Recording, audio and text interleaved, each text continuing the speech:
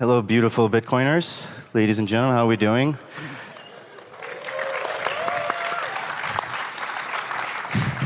My name is Andre Neves. I'm here with a beautiful panel of Lightning innovators, enthusiasts, company builders.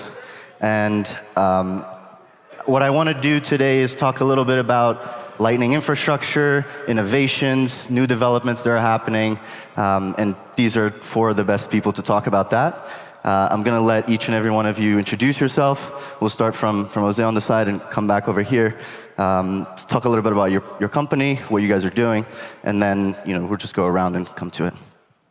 Okay, I'm Jose. I'm a CEO of Ibex. We do Lightning payments, but more than that, really we're focused on bringing Lightning as a service.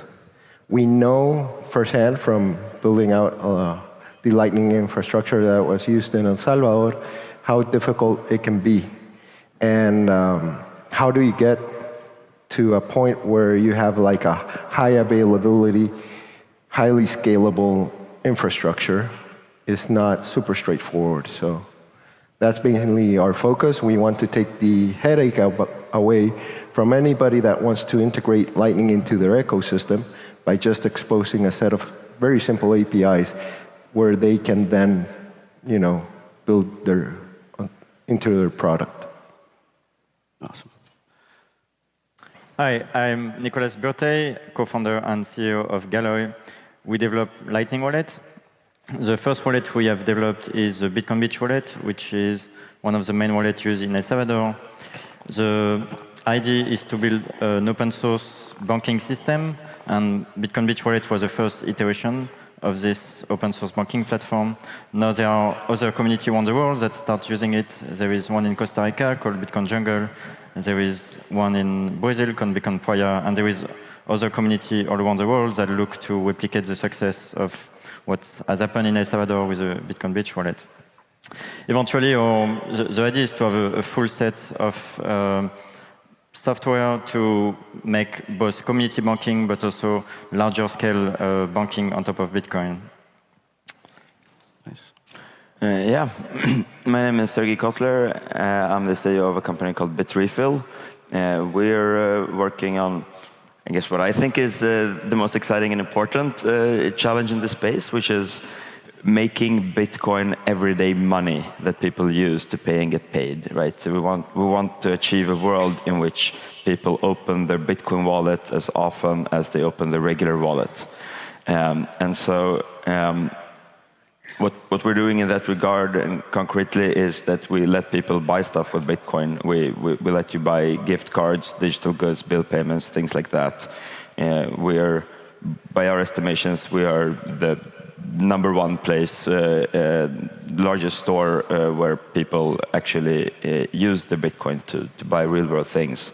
Yeah, we've been doing a lot of Lightning stuff since back in 2018. We're big believers in this tech and in Bitcoin in general, and trying to make it a reality. Great. My name is Graham Krizik. I'm founder and CEO of Voltage. Voltage is a Lightning infrastructure provider, so we really help developers incorporate Lightning into the applications and services that they're building. So as probably most of you know, Lightning is a very unique thing to incorporate, and so we're really trying to solve all of the problems that, or challenges that come with it. Nodes, liquidity, developer tools, all of these things to really help grow the adoption of Lightning and help people bring it into all of the applications and services that they're using, and try and make this all much more easier to integrate, really. Awesome. Welcome, gentlemen. So I feel like each and every one of the companies here does something slightly different when it comes to infrastructure. Galloy does the community bank environment, hybrid models. We have Voltage, which is an entire infrastructure provider, but users still hold keys, right? So Ibex is doing API solutions. Bitrefill was one of the first to offer turbo channels and Thor. So what do we think is going to be Lightning infrastructure in the future? Is it always forever going to be a segmented version, multiple versions of what infrastructure is, custodial, non-custodial, hybrid? Is it always going to be cloud hosted? Are folks always going to self-host their nodes? How do we see, Lightning infrastructure growing in the coming years? Lightning is a 5-year-ish network, right? Where is it going in the 10-year mark? Where are we seeing it?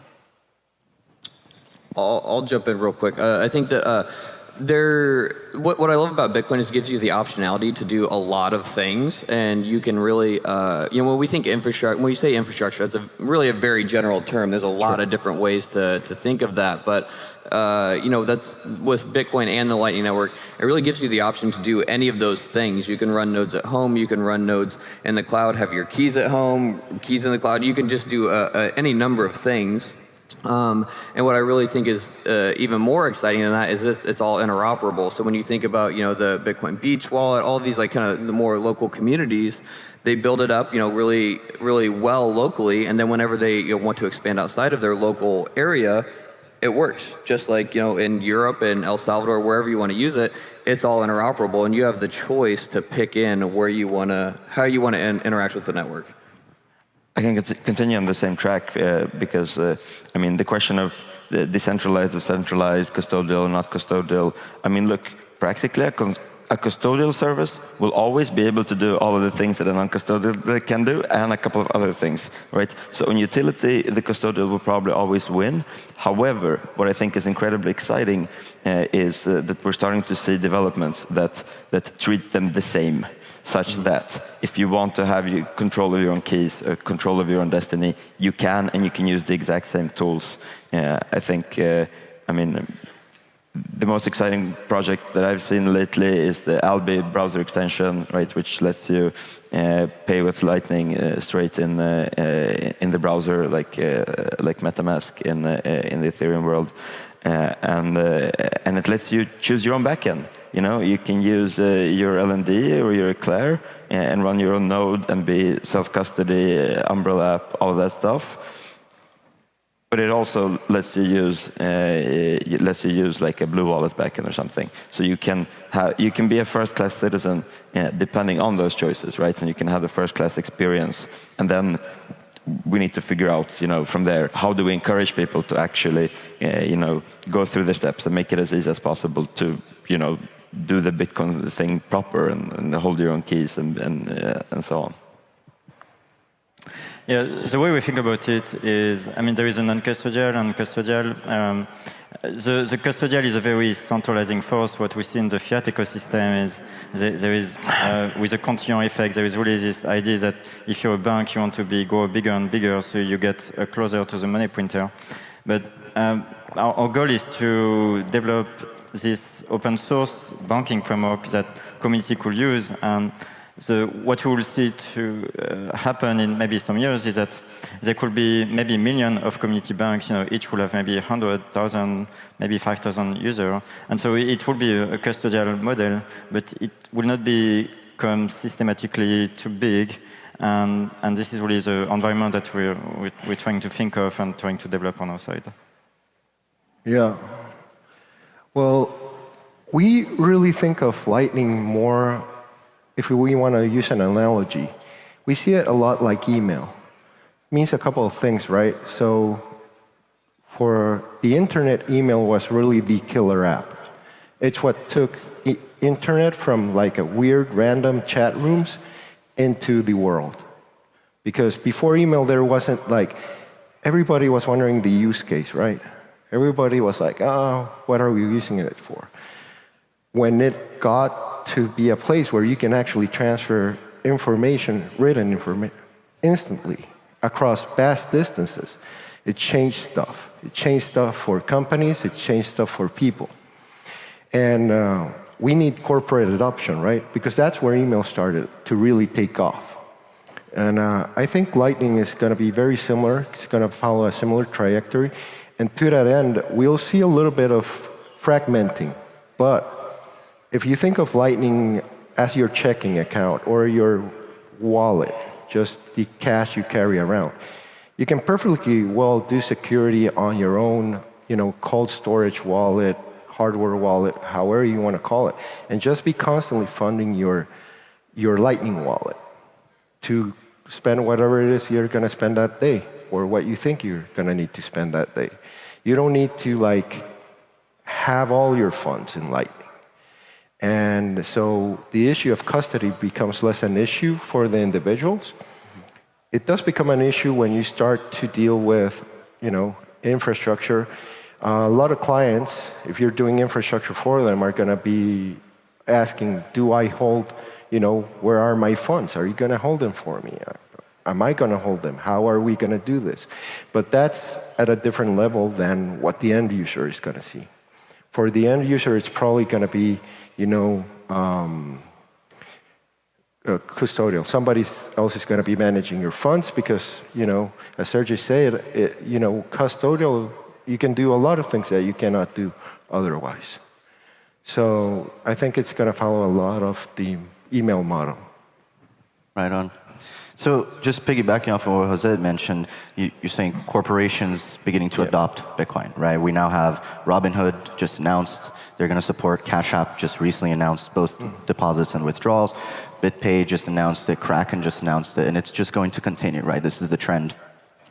As builders of infrastructure and products around the Lightning stack, how do we scale it to the 7-8 billion people in the world? What are the challenges that you are foreseeing in your trajectories, in your products, in order to scale it to the next billions of people in the world, right? We want everyone to be on the same monetary network.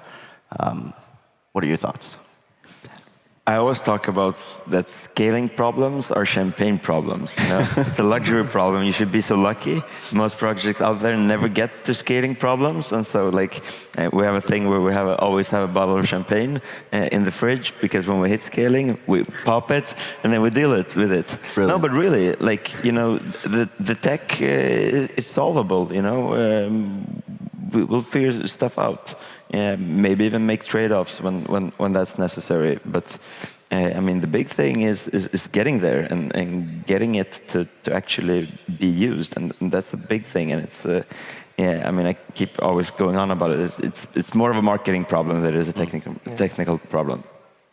Well, for us, it is an issue.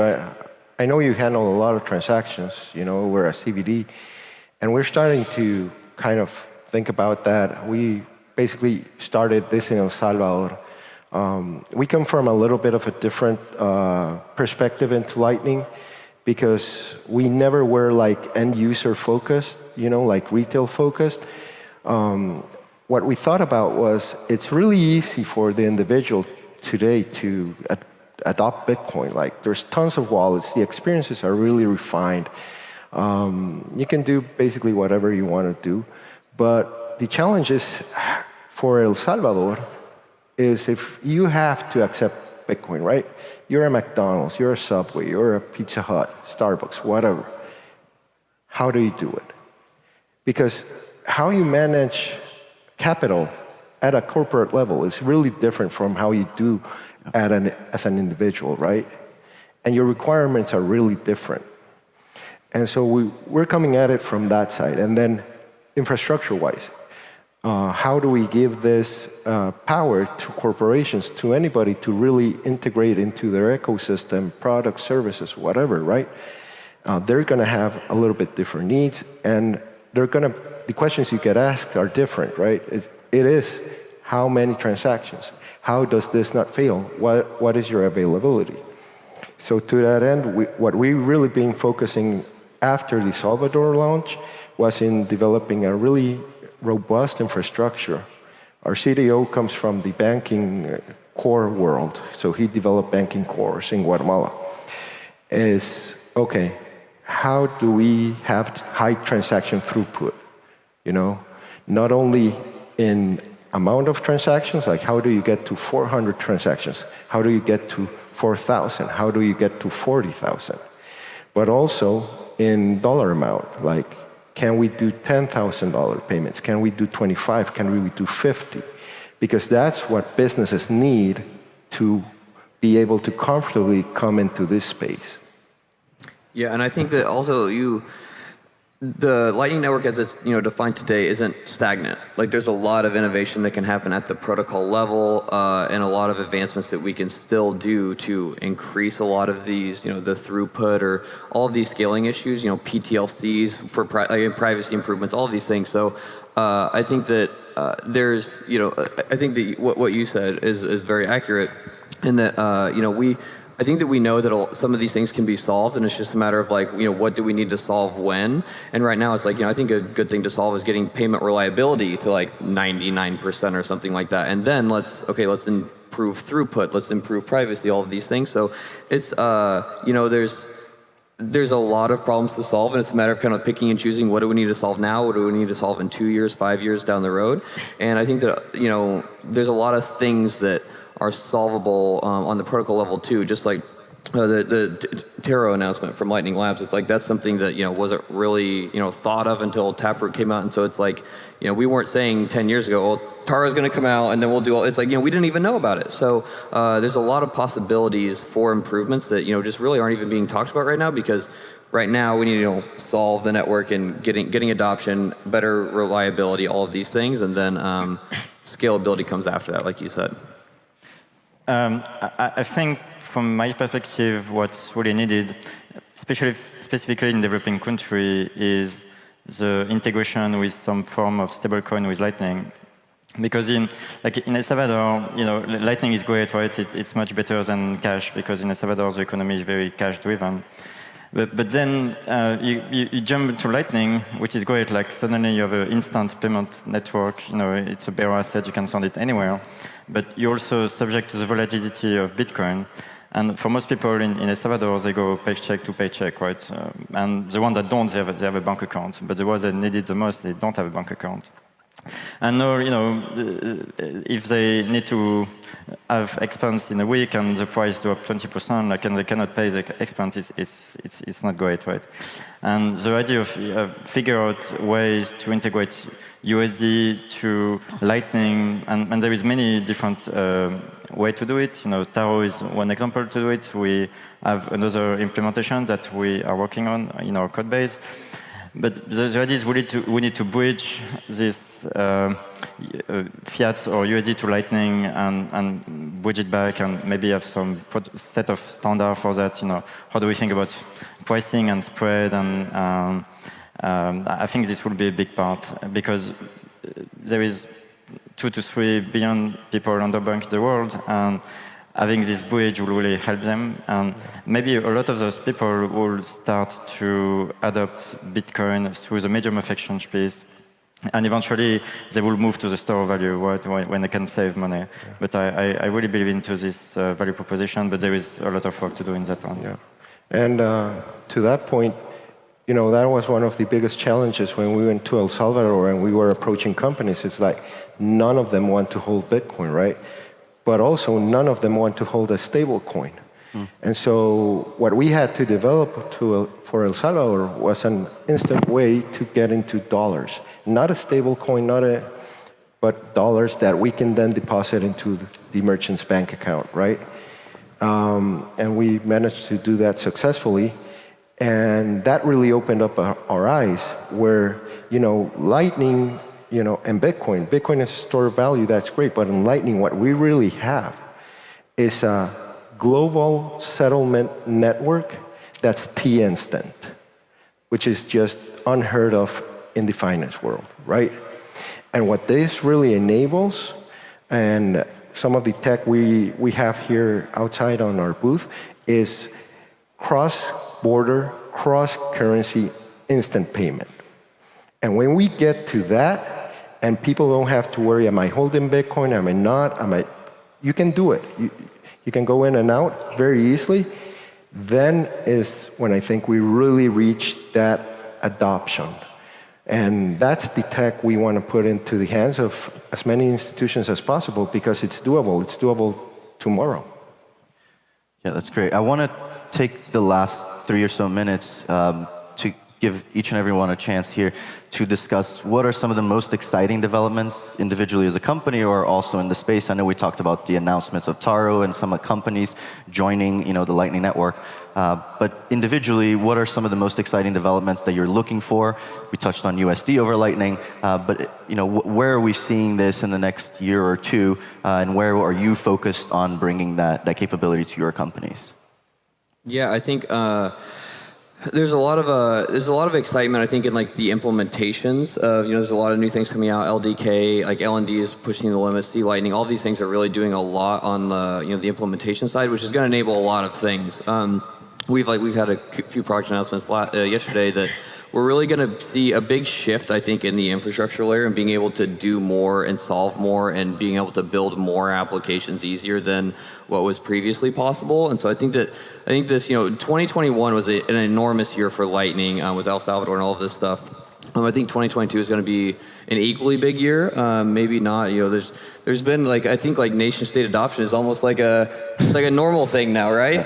And so I think that we're going to see a lot of innovation on the protocol level and what you can do as far as building applications and services on top of Lightning. So that's something I'm super excited about is the new possibilities when you're looking at incorporating Lightning into your application. And the final thing I'll say is I'm going to steal this from Michael Saylor that if you aren't looking at incorporating Lightning into your business, you're going to be left behind. You need to start looking into this now and how are you going to apply it to what you're doing.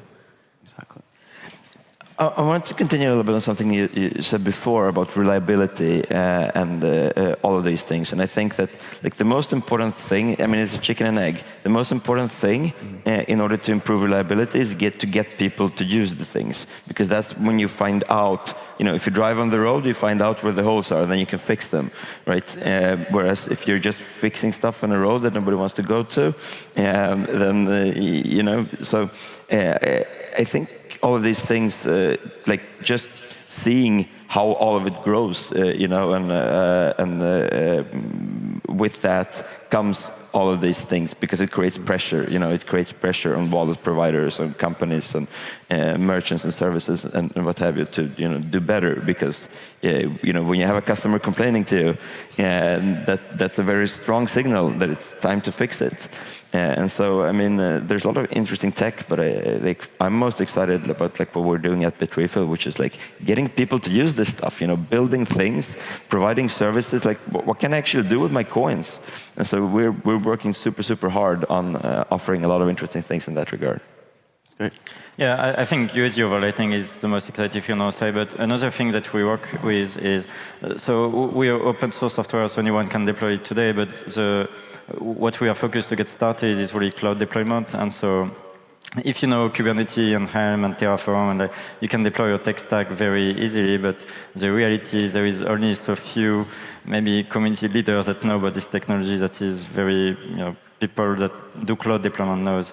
And so another thing that we are focusing on is to bring our tech stack to a place where you can burn ISO images, put it in your computer, and then you will have a computer dedicated to the Galloy stack, and you will have your community banking with it. And I think it will really make it possible for a lot more community leaders to enable Lightning payment for the community, and this is something we're really looking forward to. Yeah, what gets me personally most excited is about the new commerce that's going to be enabled by Lightning. See, what we're looking about here, it's not about a different way to pay for a cup of coffee. It's about how low can you go, right? How much? What is the littlest amount of value that I can transfer across space and time? Because that's when this gets really interesting, and that's when this starts to change things. Because it's not about doing everything that's currently being done, which we can absolutely do. This is about the whole world of experiences and ways of payment that is going to be out there that cannot get done any other way. So for example, subscription model for me is broken. I cannot subscribe to another stuff between Spotify, Netflix, Hulu, HBO, and every time I want to read a newspaper article, I get bombarded, subscribe to New York Times. I'm not fucking doing it. I'm just not. I'm done. but I will pay you 5 cents to read it right now. And I don't even care if I have to pay 5 cents tomorrow to read it again, because it's low enough, and it doesn't matter. And that tech is what everybody here has available right now for the world. It's very powerful. And with that, big round of applause for Jose, Nicolas, Sergey, and Graham. Thank you, gentlemen. Thank you. Thank you. And glory to you.